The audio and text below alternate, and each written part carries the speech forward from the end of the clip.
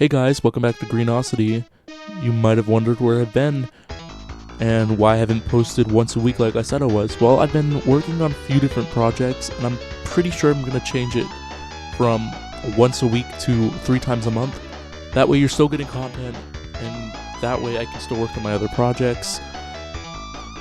Anyways, you're watching this video because I put a poll on Discord saying, should I do Sonic 2 for my next video or Five Nights at Freddy's 1?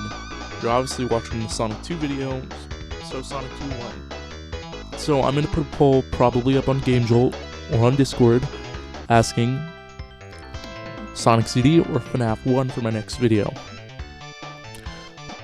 Anyways, this video is going to be controversial to a lot of Sonic fans because Sonic 2 is one of the most beloved games in the series, and we're going to be talking about how it's the most flawed.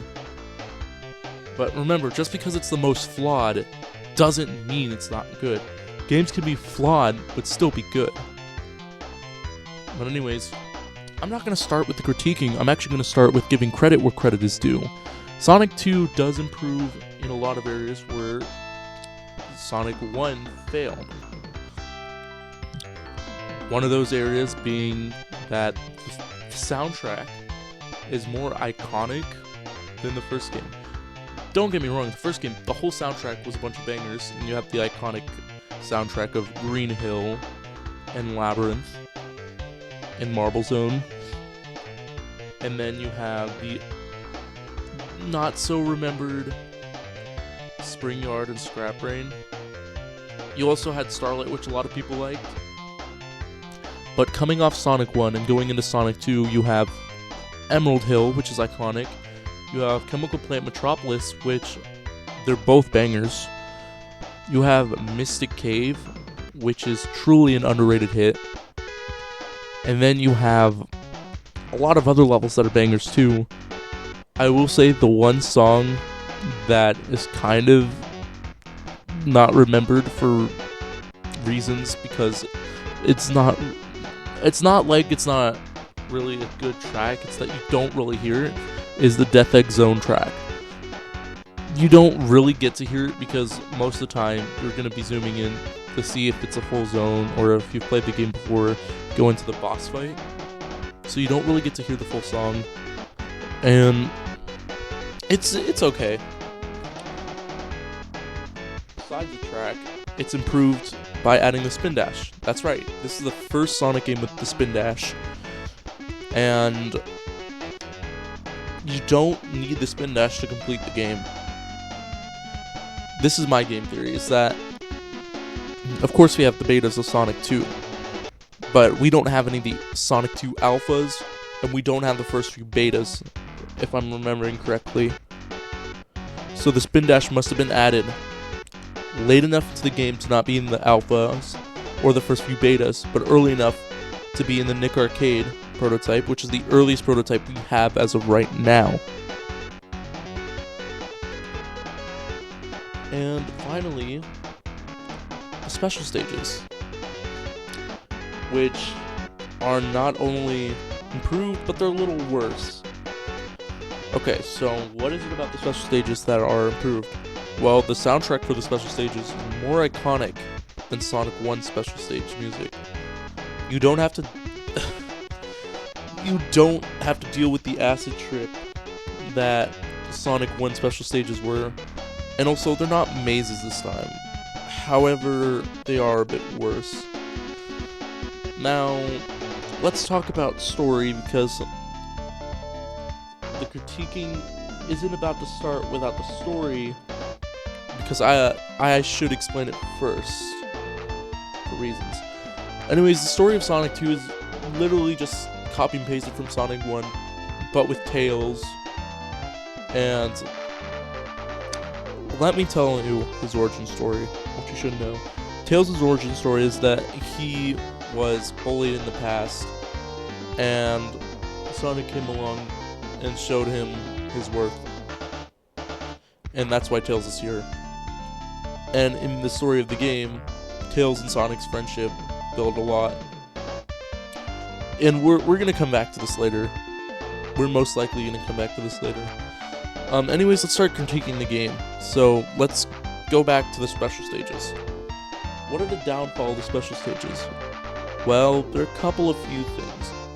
One, if you're playing on the original game, the render distance is painful. If you're playing on Origins or the Christian Whitehead multiports, there's no problem because it's absolutely fine. However, if you're playing the original version, your first playthrough, you are not getting the Chaos Emeralds if you're playing the original version. Here's what I recommend you do.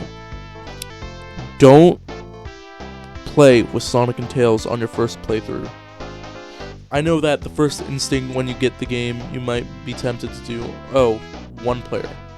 No, scroll down, go to the sound test, and change it to either Sonic or Tails. I mean, for the best experience, play as Sonic, obviously. But why? It's because the special stages are way harder with both Sonic and Tails. For multiple reasons. One, there's a Tails tax. Yes, you heard me right. There's a Tails tax. And if you have just become a fan, you probably don't know what a Tails tax is, unless if you played this game before. So, a Tails tax basically is that, let's say if I play as just Sonic in a playthrough and enter a special stage, and the rings are 20. Well, basically, in the game, if you add Tails and played as Sonic and Tails, it will give you anywhere from 10 to 30 extra rings that you have to collect, therefore being 50 rings. And the Tails tax can be absolutely painful on certain special stages. That's how you get certain numbers like 210, 220. It also depends on how many rings you have in that round as well. Okay, what are some of the other things that playing a Sonic and Tails is painful as? Well, Tails' moves are delayed by 3 whole seconds. The gameplay that you're seeing in the background with the special stages, if you've already seen them, his gameplay, my gameplay, but Tails' movements are delayed by 3 whole seconds. And mind you, I'm also playing with the controller. But you didn't have to do the Sega. You could have just made it milliseconds and got anywhere from 15 milliseconds to 20. I mean, I know your reasoning for this is probably that you don't want Tails' sprite covering up Sonic's at the same time. So just make it milliseconds. Or you could have even done 1 whole second and it would have been better. Is there anything else about the special stages that I need to say? Well, I think that's it for special stages. I will say that it's a little bit odd how you find the special stages in this game. You still have to carry around 50 rings, but this time you have to go to nearest checkpoint. And the checkpoint balances in this game are pretty uneven. Emerald Hill, they're everywhere. You have 3 in Emerald Hill Act 1, and then you have 5 in Emerald Hill Act 2. You have, I don't know the official amount for Chemical Plant, or most of the zones. I know both Emerald Hill Acts, and then I know Aquatic Ruin Act 1. Aquatic Ruin Act 1 has 2 whole checkpoints, and they're both on the top path. Also, shout out to Aquatic Ruin, because people don't give credit where credit is due in this fan base. People like to point at Hydro City or Hydrocity or Hydro Kitty as the first zone where you can skip the water. When that is not true, Aquatic Ruin did that first. And I'd say that Aquatic Ruin does it better than Hydro City. Hydro City, you just gotta stay on the top path, where in Aquatic Ruins, you have to take a certain route. Like, in Act 1 of Aquatic Ruins, you have to take the top path and then take the bottom path, where you can avoid the water. By where the top and bottom path intersect after the rings. And the second checkpoint, you have to jump onto the top path, or the bottom path that becomes the top path. It's a little confusing. In Aquatic Ruins 2, it's a little more complicated, but you can skip the water. The only thing Hydro City did was make water levels funner, but Aquatic Ruins made it possible to skip water levels. Anyways, enough about the special stages because we know it works. Let's talk about the levels themselves and the level order. The downfall of this game is the level order, actually, in my opinion. Sonic 1 had a consistent level order of fast-paced, platformer, fast-paced, platformer, and it made the game truly equal to where you weren't just going fast and all the slow parts were at the end of the game, or all the slow parts were at the first point of the game and all the fast were at the end, and also made sure that the difficult points weren't at the beginning or at the end, but they were equally paced out. Sonic 2 decides to pivot in this direction and decides, well, I mean, we're not really going to have that much platforming, so why not put it at the end? In my opinion, the first 6 levels, first 6 zones, which are Emerald Hill Zone through Mystic Cave, are the best zones. The level design's fun, the music's fun, they're all banger levels, and they deserve to get recreated for, well, anything. If they ever do like a Sonic Generations 2 or Sonic Mania 6, or Sonic Mania 6, or Sonic the Hedgehog 6, deserves to get recreated, or for DLC. I'm down for getting Mystic Caves or Hilltop recreated, or even Casino Night. Well, what about the other levels? The other 6 levels. Well, Oil Ocean is where it starts to go downhill. Oil Ocean is completely weird. The Metropolis-ness of Oil Ocean starts to leak out with all the placements. You want to know what my most hated Batnik is in this game? It's in this game, actually. It's literally the seahorses from Oil Ocean, because either I'm building up rings so I can go super, or I have enough rings to go super, and I don't have a shield.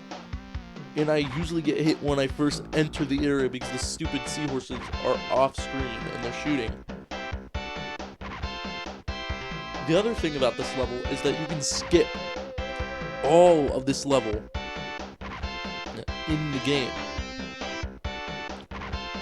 by literally going to the first point where you can go into the oil in the level in Act 1. You can literally just jump under the oil so you don't die, but also jump under the chunks and the tiles.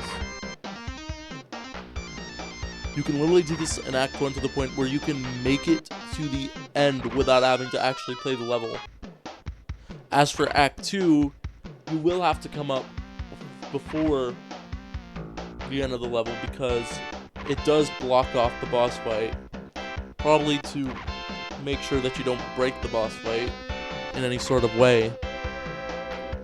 And as for Oil Ocean soundtrack, in this game it's fine. I prefer the Mania one better, which is a hot take in my opinion, because I think all the Mania remasters of the songs are not as good as the original ones. Like, if I'm going to listen to Chemical Plant, I'm going to listen to either the original or I'm going to listen to the Generations remaster, which is far superior. I mean, just because I don't like them as much as the original games doesn't mean they're bad. Like, for example, I'm thinking that out of all of the original levels to come back, that out of all the songs, that should have been remastered. Oil Ocean was one of them, and the Mania song for Oil Ocean was better. Both acts. And Oil Ocean and Mania is actually way better. My question is, why did it get chosen? Like, you pick all the levels, and then you cherry pick Oil Ocean for no reason. I don't know. Maybe someone who created Mania's favorite level is Oil Ocean? I'm not sure. Anyways, we get into the next level, which is Metropolis. And we all know people's frustrations with Metropolis. But in my opinion, it's not as bad as people are saying. I usually don't die in this level, and I usually don't even get hit in this level. However, Metropolis, come on. The enemy placements is just bad, to the point where I was replaying this game for the footage that you're seeing now. I got into a continuous death loop at one point with the diagonal springs because there was a Mantis Badnik at the end. I kept dying until I could figure out how to break the death loop. Fortunately, I did figure it out, and it was just I had to press S on one of them. Well, not S, because I was playing with the controller, so I could go in the other direction, which is confusing. Also, people want to complain about Metropolis's 3 acts. Well, in my opinion, I think 3 acts is just fine. I just think Metropolis shouldn't have 3 acts, because the other zones didn't have 3 acts. Like, for example, I'm the guy who liked Green Hills and Sonic 1 having 3 acts. However, I hear people's complaints, and I do understand them, that they do kind of overstay their welcome. And I feel like Sonic CD did it the best, because all the zones in that game have 3 acts. However, the 3rd act is a boss fight room, where basically you just fight the boss and that's it. If they were to return to 3 acts, they should do it like CD. But the thing is that there's this theory, and a lot of people know this theory, is that Metropolis' 3rd act, and why it's so long, is because one of the cut stages, which is Cyber City, not going to say the real name because YouTube's terms of service, but that zone got cut, and it shared the tiles for Metropolis, except they did change the color, which is purple. So what we believe is that Cyber City got cut and was given to Metropolis. Why? Probably because the whole level was finished, or both acts were finished, and then they decided to cut it because they were cutting the original story, which the original story got cut because,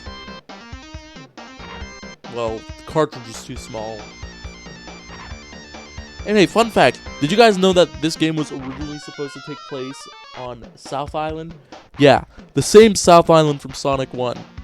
What if there's an alternate timeline where all of the classic Sonic games, including the adventure games, just took place on South Island? I mean, Archie Sonic was kind of that timeline, I guess, considering that, I mean, technically they're on Mobius, but I don't really think that they ever left South Island.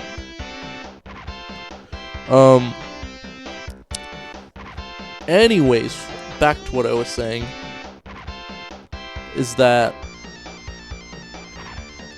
there were 12 zones cut, and we all know that about the infamous zones like Wood Zone or Desert Dazzle, which is the Sonic CD version of that name, because it was going to be in that game too, but I don't remember the Sonic 2 one. We know about Rock World and Cyber City and Wave Ocean, I believe.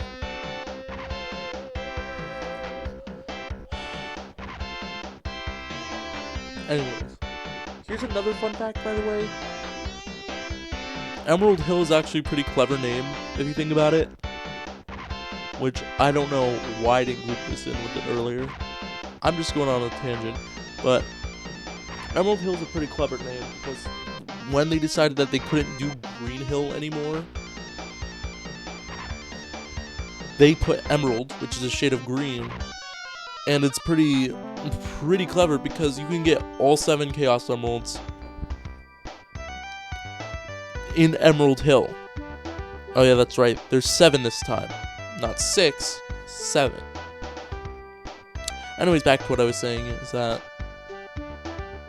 that's why there are so many acts to Metropolis. Well, not so many, because there's only 3. But that's why the 3rd act is so long, and the first 2 are kind of short. It's because it combined 2 acts. Then after that, you have Sky Chase. Sky Chase is iconic, to the point where Mirage Saloon not only remade Sky Chase with its level design, but Mirage Saloon also does the Sky Chase motif at the end of its OST, if you listen to, in Act 1. And yeah, it's auto-scroller, but it's a pretty easy level, and I get why it's there. It's a breath in between Metropolis and Wing Fortress.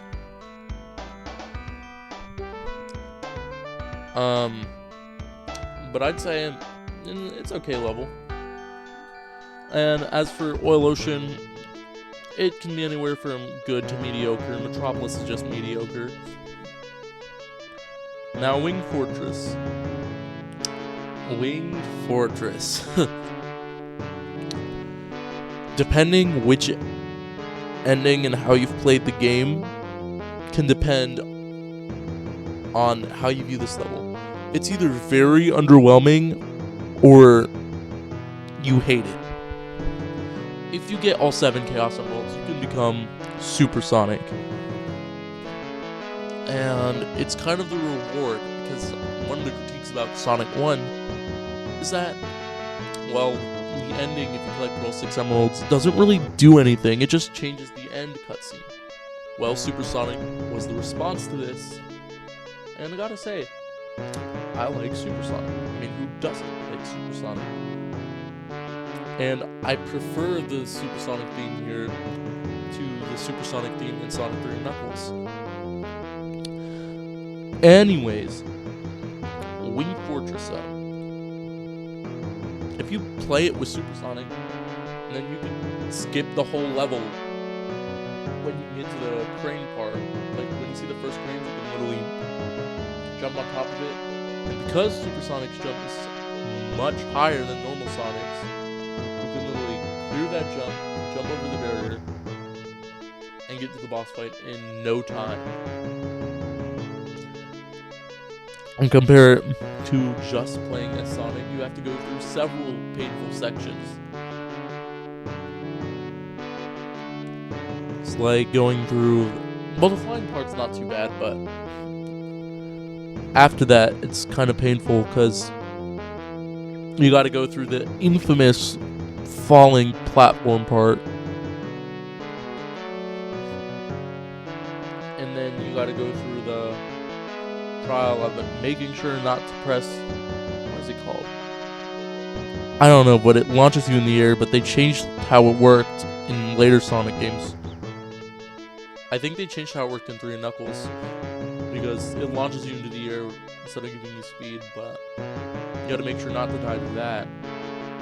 And then the boss fight. I hate the Wing Fortress boss fight. It is terrible.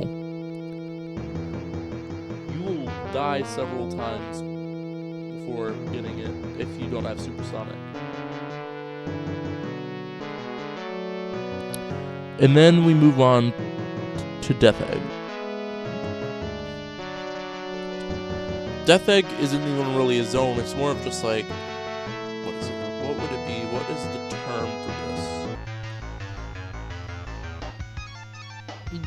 More like a gauntlet, to say, because you fight Mecha Sonic Mark 1, and then you fight the Death Egg robot.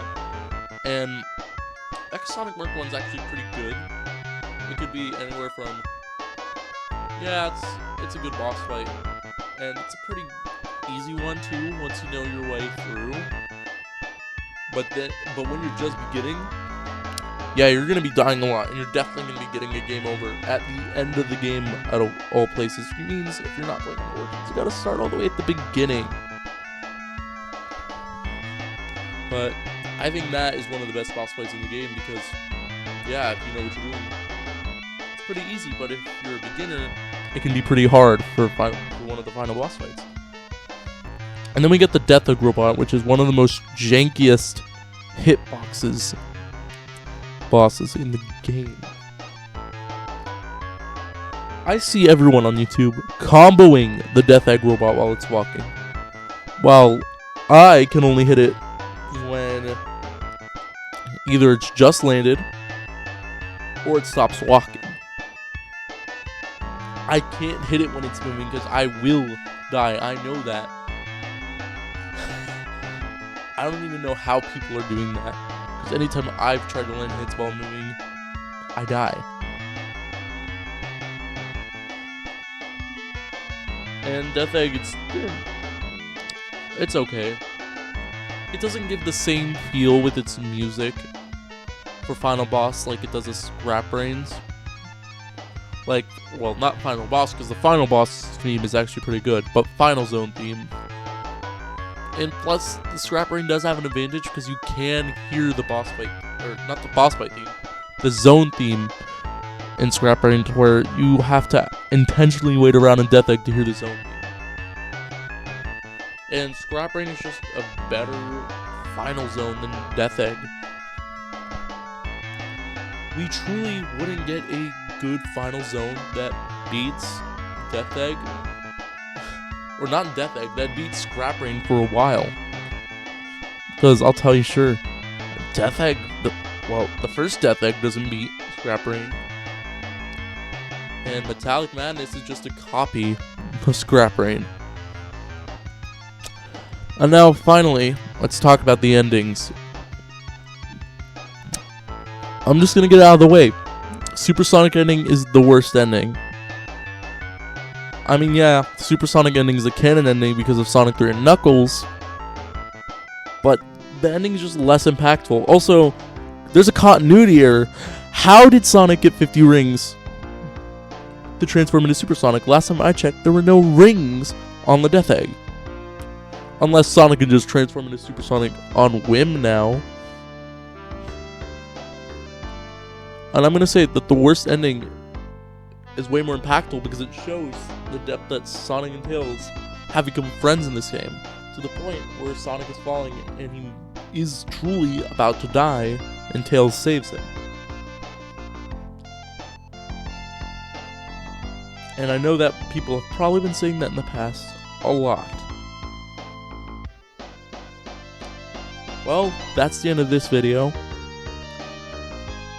Remember, guys, that just because the game is flawed doesn't mean it's not good. In fact, no mainline classic Sonic game from 1 to Superstars is bad. They're just all flawed in their own ways.